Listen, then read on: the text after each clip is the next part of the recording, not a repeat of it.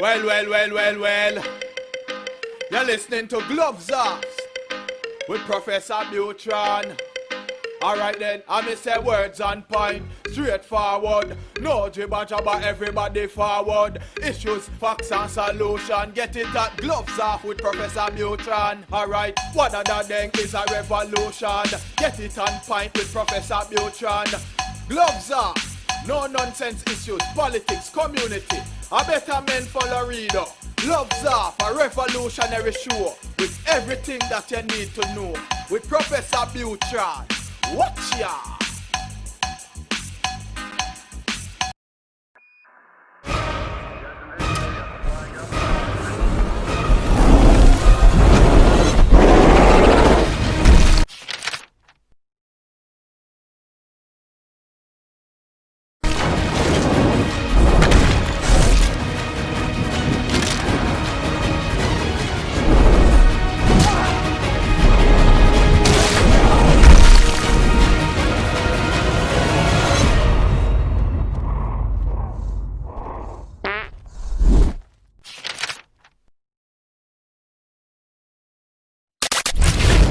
The following political paid advertisements do not reflect the political opinions of the program or its associates. Any political campaign or candidate who wishes to purchase advertising can do so. Advertising is open to all on behalf of Gloves Off.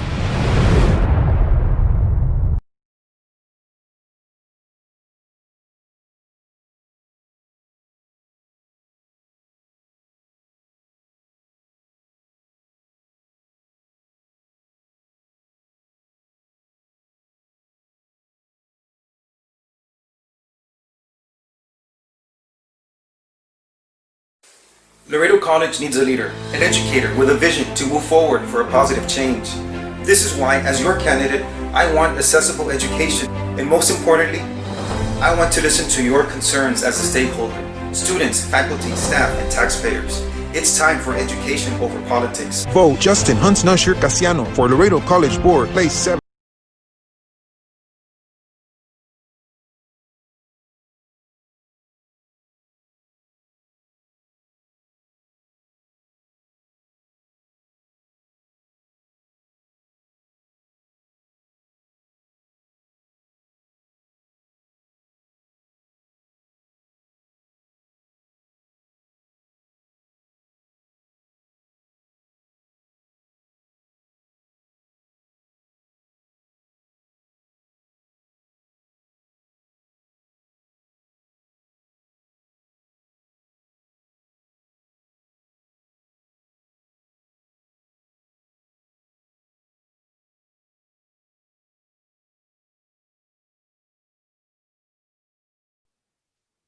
Back at you and Gloves Off. I'm Professor Buitrón. Today I have a great guest and my brother. I consider him my brother.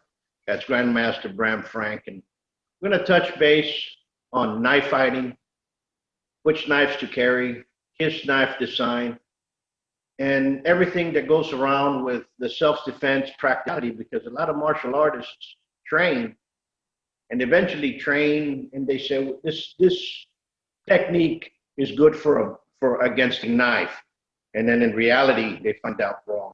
So we'll touch base a little bit on that. Good morning, my brother. How are we doing today?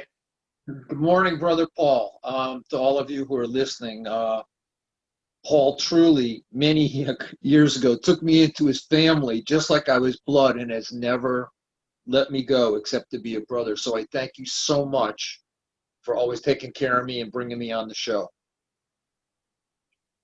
No. That's just the way it is. And sometimes within our travels within the martial arts, we find people and we end up meeting, we click, and we find out that we become not only friends, we become brothers and brothers in arms, brothers in the arts, and we just share, and the knowledge just continues growing. It's been that way, an older brother. And what bugs me, my brother, in the last couple of months, we've seen an uproar of violence across the nation and across the nations as well. And a lot of people are getting hit with clubs, a lot of people getting cut with knives. And we're getting a lot of individuals asking, what's the best knife to buy? what causes a laceration. So let's touch base on it because you're an expert in this, more so than that. Well, I agree. You know, some of the stuff that's going on today, the violence.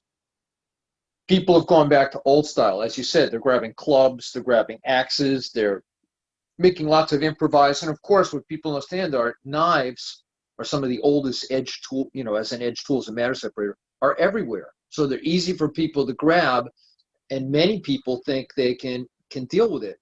The thing about a knife is, of course, it's up close and personal, and a lot of this violence today is really up close and personal.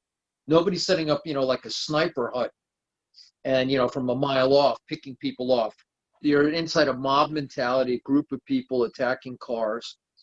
And the thing about knife work, as you brought up, is a lot of people train in martial art and assume because they do some form of martial art that they can deal with an edge tool.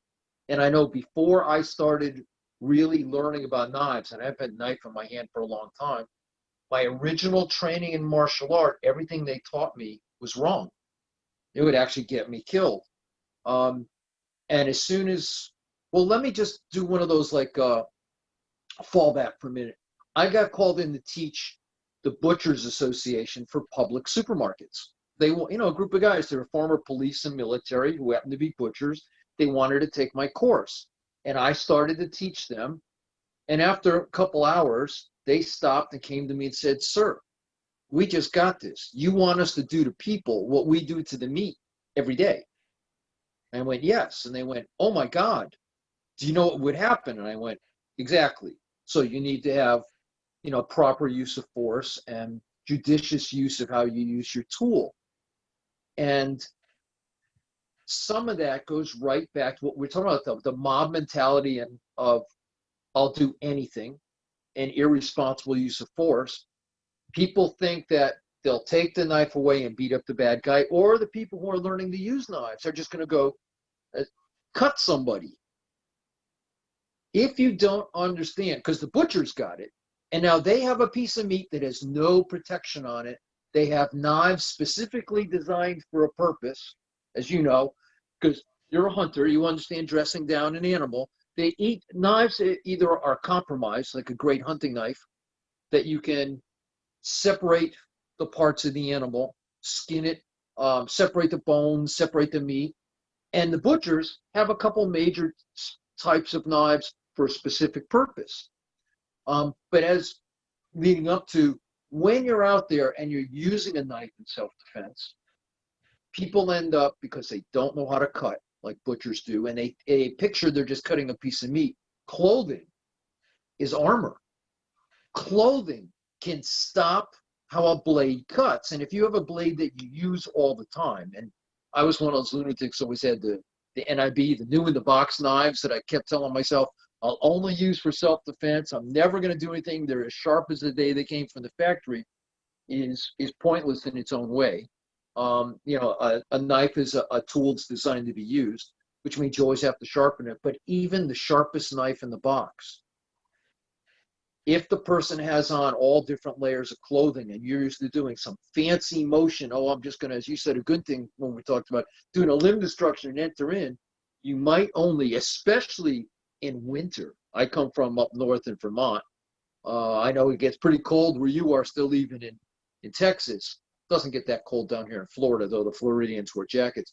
If you have on a winter jacket, a sweatshirt, a shirt, a sweater, long underwear, multiple layers that I learned to do in Alaska, in Minnesota, and Vermont, there's no guarantee you've done anything but cut their clothing in this romantic cutting. Leo Gahe and some others, Remy, Leo Huron, all talked about times they went to cut, and that's exactly what happened. They only cut the guy's clothing, which does absolutely nothing to stop what's going on. So people have, as you were doing, a romantic image. I'll learn about using this knife and have no idea how to cut. And sometimes I tell them that anybody who works in a kitchen has a much better idea of how they're supposed to cut than the average martial artist. Absolutely. And then you get the other side of the coin. People go, well, I do martial arts, so I know I'll stick my hand and I'll just grab this and rip this blade out of the guy's hand, or I'll redirect him and do whatever. I said, do you understand that anywhere a knife touches you, it's a matter separator. It doesn't know good guy from bad guy. It's going to cut you. And a lot of you know, I'm sure you've seen it, Ralph Rose's original video, Surviving Edge Weapons, which was, it used to be the standard police training video. It's even got Leo Gaye and a very young Dan Inosanto on it. And the scary part at the end, not all the scenarios they set up, not the live clips, the interviews at the end are the best, were officers who back then were trained to be looking for stuff in the middle of stuff going on, never saw the knife. And the predominant thing with them became, when they thought they were going to stop it or something happened, went from, I'm going to stop this, to, I don't want to be cut, quickly became, I don't want to die.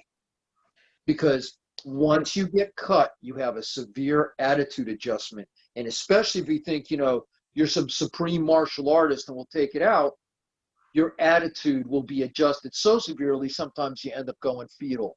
What has that got to do with the attacks on the street? Well, I remember when I thought I was tough and I got the first couple times I got hit with a baseball bat. Boy, did I get an attitude adjustment about how strong my arms and legs were, about what a simple baseball bat would do. Of course, I changed my whole attitude about stick fighting as time went on, because I had great respect for what a baseball bat and a stick would do. People who talk about what? I said, look, axes, machetes, you don't want to be the brave guy out in that crowd sticking your hands up going, you know what I'll do, because you're going to get hurt. Absolutely. And you see, a lot of individuals believe that, especially with the riots and with the roadblocks, that they're going to go out there and they're going to punch one. They're already in frenzy. And once a frenzy starts, if you see frenzy, they bite themselves. People do not recognize what's going on in the whole frenzy. Sometimes they don't realize that they're hitting their buddies, you know, they're just smacking away. And and it's chaos, and there's that type of mentality is very dangerous, especially for, I can't hear. Can you hear me? Yeah, it froze for a minute, but it's on. It's back on. No worries. Okay, going back to it, a lot of individuals say, and you know, we have a lot of martial artists like football, couch potatoes. We've got martial art couch potatoes that look at the video and say, I can do this, this, this, and this. If you've never been in a street fight, you cannot teach what you have never lived. And I'm very much a proponent on that. And so a lot of this video that's coming out there should be actual instructional video to many people that do martial arts, learn exactly what an attack looks like, what a response happens when you get it, and so on and so forth. But a lot of individuals saying they work multiply. Yes, and a lot of these riots and protests, people are wearing multiple clothing. They're layered out like they're going to battle. They're prepared mentally for that, unless they get hit. Mentally, they're kind of prepared in there because they're already dressed for a type of battle. It changes the dynamics of a person that drives up to a roadblock and gets pulled out of their car. You know, so it changes things, you know. And now I'm going to go into the type of tool one should carry. Well, now, you make knives. You've designed a fantastic boot, and I'm one who uses them. You know, this one I've gutted many hogs with this thing. And I use it because, you know, we hunt and I guide people hunting and so on and so forth. And it's something that I can put my name behind and say, Grandmaster Frank's knives are A1 because I use them. I've seen them. I've seen them cut. I see what they can do. So that has my name. If we take that as an endorsement, we use that. But what I'm getting at is not all knives are meant to be used for a combative situation. Understand what I'm saying? So I want you to explain your design. Yeah, absolutely. Knives have a purpose, and you know, there's some famous people who've made some comments, and I look at them and go, I don't think you're an end user. That used to be my big thing, as you know, because you get to use them. As an end user, you understand. So when I make these, and I'll bring this up close, you know, I'm famous for the Bram, and people go, what's so important? Will that be it JKD, be it Salat, be it Savat, be it FMA? I'm a big believer in what do we do with our hands. So in that crowd situation, because I call them tactical. I don't want to call them fighting knives because, old-fashioned fighting knives have to actually protect your hand because that's the initial target. I use this because it's a ball peen hammer. So when I get up in that mob mentality, rather than thinking about cutting someone first up, my first thing is, can I create some space? Can I redirect, give an attitude adjustment? One of the things that I always needed for a tool is that when I'm using it, not now, because some have seen, they have tools that open as soon as you come out of your pocket and you have no choice but to cut someone. And that may not be the optimum situation, especially in a mob situation where they're all around you. I may now want to escalate to get blood and get the mob's blood going up, that I'm going to want to come up and be able to hit them, hammer them, move them away. And then upon impact, as you know, my tool's open. The idea of the tool opening also allows still for non-lethal use of force. And some of you may remember, because you're old like me, Pac-Man, waka, waka, waka. And I know you've used my tool, Professor Paul. The Bram allows us to be on the edges, for skinning, delicate use of the tip, or I can do less than lethal cutting, which means I can be on that clothing or be on that limb and use it like a pair of scissors and get a little situational, less than lethal attitude adjustment.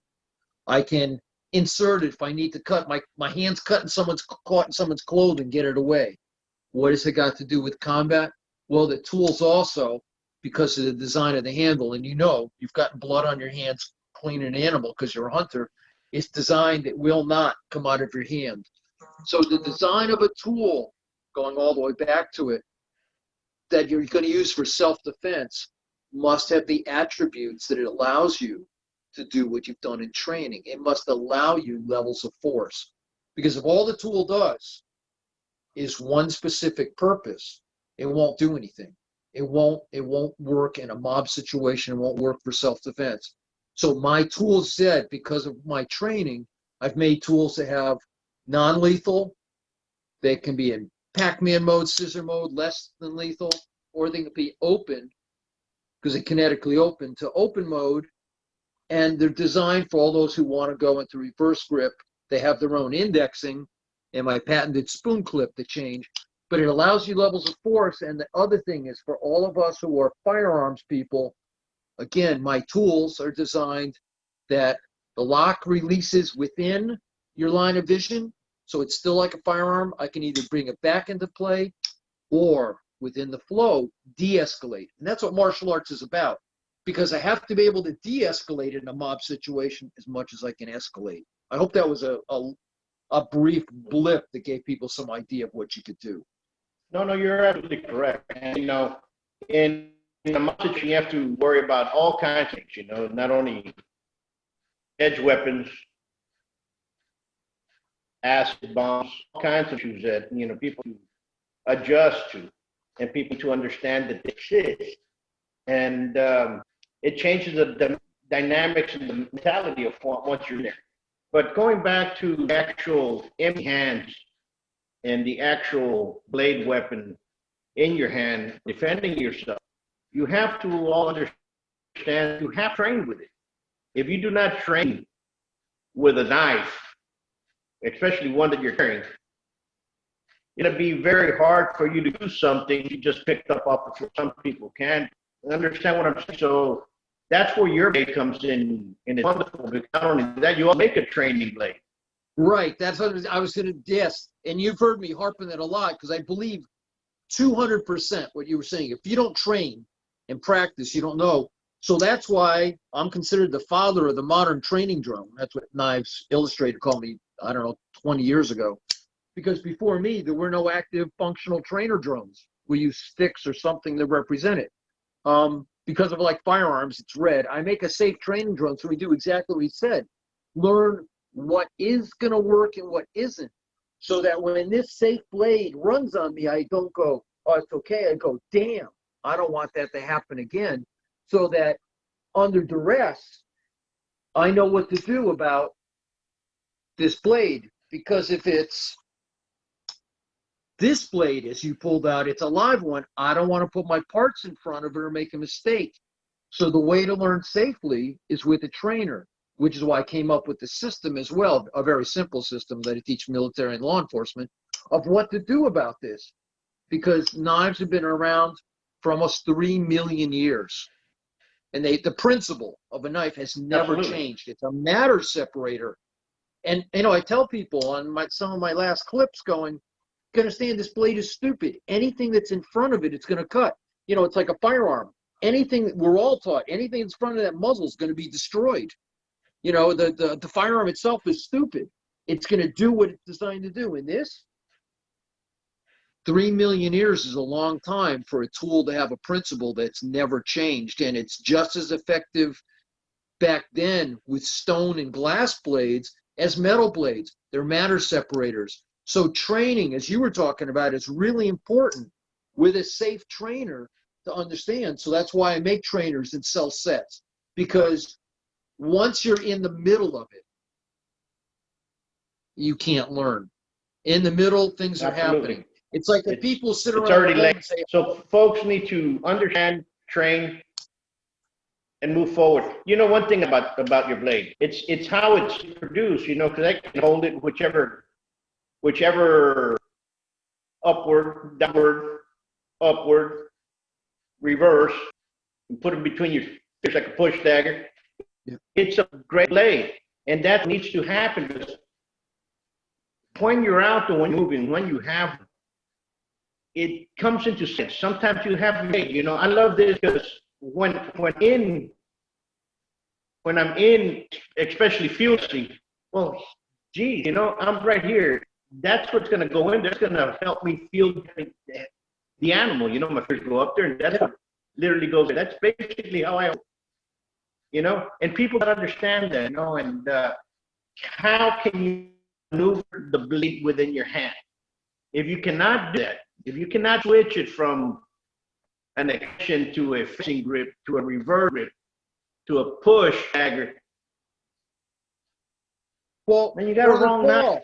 That's what was, and I agree. And people used to laugh because they go, look at the blade. I said, don't look at the blade. Look at the handle. How is the knife designed? I spent so much time on ergonomics. As you said, no matter how you've held it in your hand, you went, Bram, that actually fits every direction. And no matter what, it locks into your hand, no matter how you do it. And the Bram, as you saw, when you put your finger, you can guide it. It's locked between your fingers. I can be just on the side of it to control it. I can be behind it. I can use it for trapping, forward or reverse.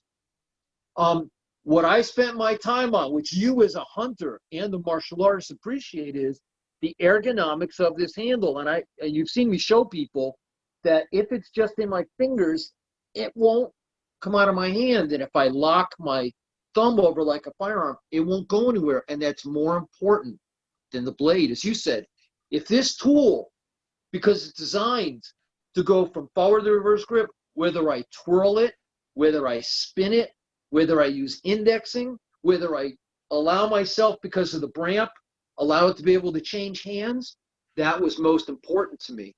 Because if the tool will not, as you said, fit in your hand and allow you to have different grips where it locks in. And I've had people who are handicapped go, sir, and a couple of them, Steve, you may know Stephen Rice, he's a knife designer. He and his wife both have very, very bad arthritis. He can't hold the normal knives he used to make. And he wrote to me and said, Bram, I don't want you to laugh. I bought one of your fixed blades, and my wife and I use it as our kitchen knife, our chef knife, because we have very bad arthritis and we can actually hold your knife. I've had people who've had strokes and go, sir, your knife, it doesn't matter what size, locks in my hand and I can use it. You ought to tell people it works really good for people with hand injuries or muscle injuries. And I've had people, as you know, laugh and go, Bram, why do you spend so much time on the ergonomics of your handle? I actually, you can, I don't know if I can see it, the jimping, and you have it on your knife there, that my liners stick out past the handle. They become like grip rails with teeth so you can help hold it in. Because in the middle of duress, yeah, if the won't stay in your hand, you got it's even like the butt. You know, that solid piece in the bottom, that's like a pommel in a sword. Someone said, what are you doing? Well, I learned that from sword making, studying arms and armor, and Randall knives. Because to compensate for these big blades, I went, when I was with Pete Hamilton, the late Pete Hamilton, the shop manager at Randall, said, Pete, that blade is so big. And he goes, Bram, pick up the knife. And I picked up one from the shop, and it just spun in my hand. I said, oh my God. He goes, no, like a sword, we put a weight in the bottom. So the weight's here, so it takes it away from here. So all of my knives have a solid butt piece so that the weight transfers from up here. So they're, as you know, you use it, it's light in your hand, even though they're magnums. And I also, because people have different size hands, I make a standard size, a magnet, and I made 3 different sizes for women. You know, so that, because it's and you can also get fixed blade. Yeah, and notice, and my fixed blade, Brother Paul, you kind of, I'm sure if you show people, that matches up to your folder. Yeah, it does match. Yeah. You know, and that see, the fixed blade matches up with the full. Yeah. One's the Bowie, one's. And they're all, what's the hard part for me was to make them almost the same weight, even though the fixed blade is a solid piece of steel. But that's, you know, it's a great blade. So for folks that you guys are out there and you guys want to use a good blade, looking for a blade carry, a functional, not only it's a tool for all purposes, and God forbid you have to use it up defense situation. These are the knives to buy. Number one, not only because Brother Frank is, I consider him my brother, the time you spend a lifetime designing this blade, studying the blade, and improving it makes this blade the specialty. So it's one half, and my students now are transferring over to those blades. You know, a lot of people, I was talking to a gentleman, I talked to many, he had been out of, you know, the federal courthouse, I mean, the federal hotel, you know, he was out of the penal system. We're talking about issues with blades and knives and so on and so forth. And he goes, why would I spend $100, $150 when I can go to the gasoline station, I went for $12 and use it just the same way? Granted, you can. Granted, you can. But I'm going to use something that continually be used. I use something that I use daily. You know, I use it as a tool. It's not just sharp in a box with the rest of my knives. You know, this is one that I personally carry all the time. Well, and that's what you need to understand. Yeah, and for you carry the ones that you're going to be using daily. Yeah, and I cannot hear you. Knives, what I tell people, and because you use it, my name's on it. My knives are actually hand ground, hand assembled. You know, we have to do the outside shape. I use what's called a water jet cutter, so everything, you know, all the outside shapes match. But the actual grinding of the blades, because I have 8 different blade shapes, you know, someone sits there and we hand grind them. I try to give a production quality, you know, that we make numbers of them. I only make a few hundred at a time because I can't make more than that. But the custom part is every knife, if you look at them, is hand ground and hand assembled. We make our own screws so that, as you were saying, yeah, you can buy, I had people go, I can buy a cheaper knife at the, you know, the drive-in gas station or one of the, you know, little stores. I said, yes, you can. But the steel and the way it's assembled under duress, it might break. And I bought a couple of those cheap ones just to see what will happen. And, you know, if they're selling it for $5, $10, that means it cost about 20 cents to make it. And I understand it may work once, but I've had blades break, snap, the screws pop out, and I'm like, what the hell is that? And it's not that it did it under duress. I was just playing around. If that happens when your life depends on it. So I look at people and go, look, if I make this handmade here, and there's some custom makers doing production knives here now using the same idea, Those knives still cost $500 to $1,200 each. So people go, what are you doing? Well, as you know, for $120 for a standard retail, $140 for a Magnum, I give you basically a custom knife for a production price. And I just had someone last night on one of my posts look up and go, sir, I can't believe how cheap your knives are. He goes, I just realized, he goes, a couple of my friends have them. Those are custom knives. I went, yes, they are, because I've had people go, sir, you could make your knives cheaper. You could charge more. You can make them really cheap and charge less and try to. And I went, no, I can't. No, I can't. Because I cannot afford to let the quality down, because we use them like you do for hunting. I use them in my kitchen. I don't want to have anything happen when I'm using them. My guys use them to build sets on Broadway. My carpenters and hunters and repair guys use them. My military guys use them. My police guys. And they have to work all the time the same way. And do what you were saying, protect your hands. Do I make different blade shapes? Yes. As you know, I love all sorts of arms and armor, so I make classical blade shapes, 8 of them. So nobody can look at my knives and go, you don't make one for me. I wanted to eliminate that.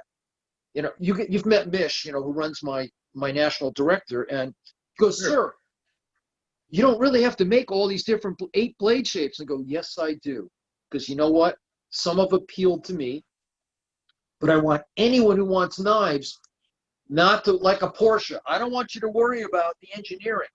From the Bram back, engineering's the same. All I want you to do is go, what's my personal love? And the one I picked up before, this is actually the world's first and only folding katana.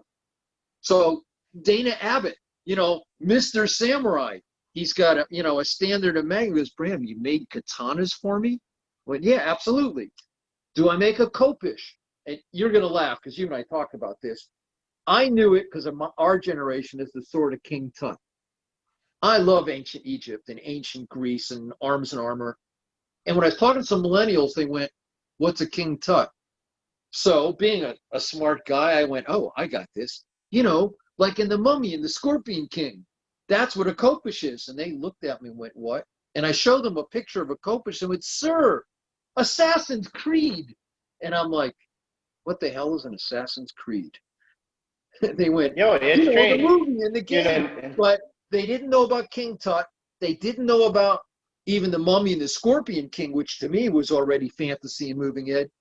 But I was really surprised, and in some ways, it's good that a game and a movie used historical weapons and made them famous. So I go, yeah, that's why I have a kopish. It's that one. You're right.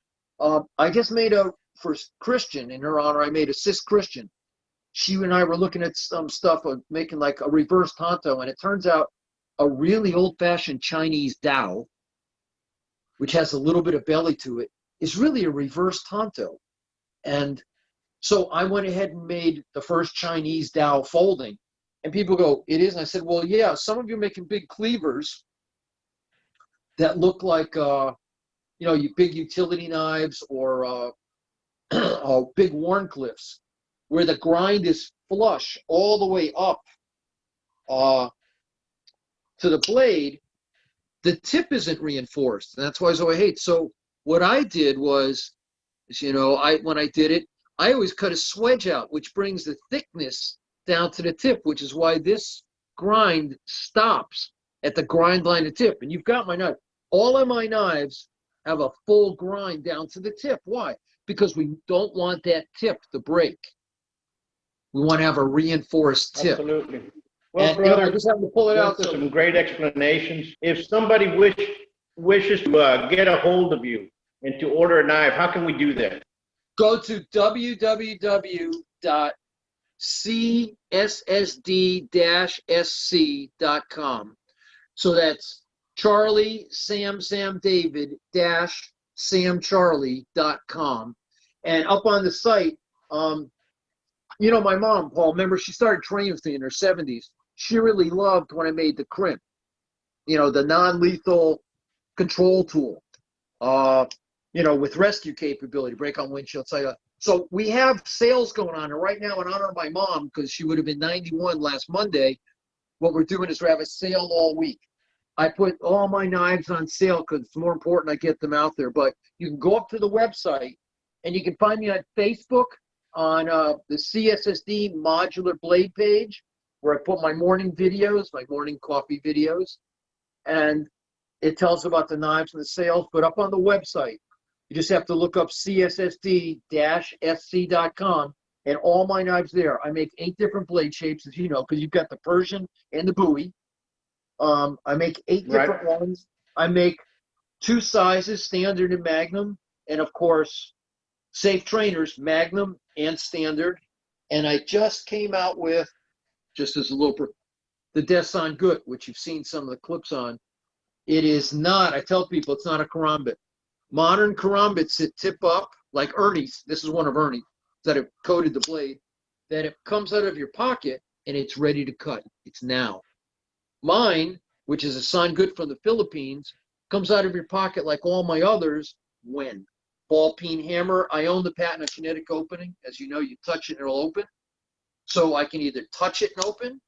I can use the rounded triangular hole, which is trademarked, or ramp open it. But all my knives, whether they're my new one, which again, they all come up ball peen hammer to use. And for all of you who do stuff like Brother Paul, if I put it on a surface, I have all this space I can cut into my blade. My dad taught me, and I know Paul's asking where to get it. I just want you to know that I can put stuff on these bramps, on the jimping here, and I can control how deeply I cut on something. I can, Brother Paul had said it, I can be up on the ramp, so I can do delicate fillets and cutting or skinning work. Or I can be full on or full on. I tried to make a tool. So all my tools, when you go to cssd-sc.com, look at the shapes, see what shape appeals to you, and I make them for specific purposes. But just pick the shape you want. All the ergonomics are the same. And one last plug. The lock, I own a patent on, it's a puzzle lock. It's a dovetail joint that locks into the back of the blade so that you can put force against the blade. It's the only lock designed for force against the lock. Here we go. Number one, thanks for explaining everything. Thanks, and continue doing what you're doing. Keep illuminating the road for many that are behind you. Thank you. We'll touch after base. this COVID, Folks, if you want a blade, get a good blade.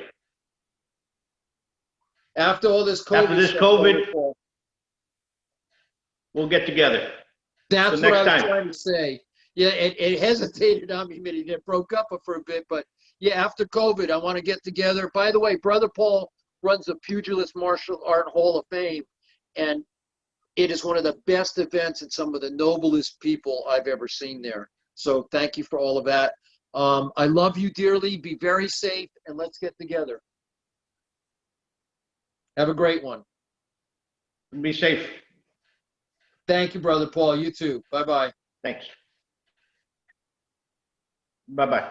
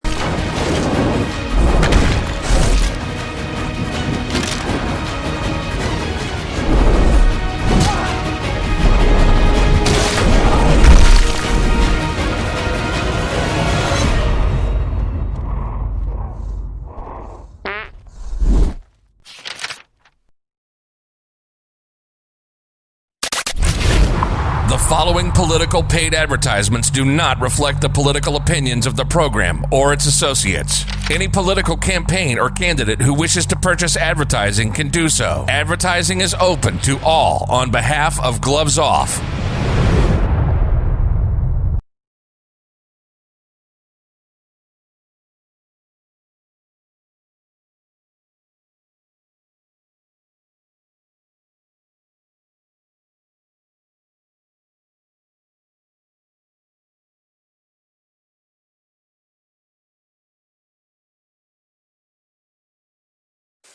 Laredo College needs a leader, an educator with a vision to move forward for a positive change.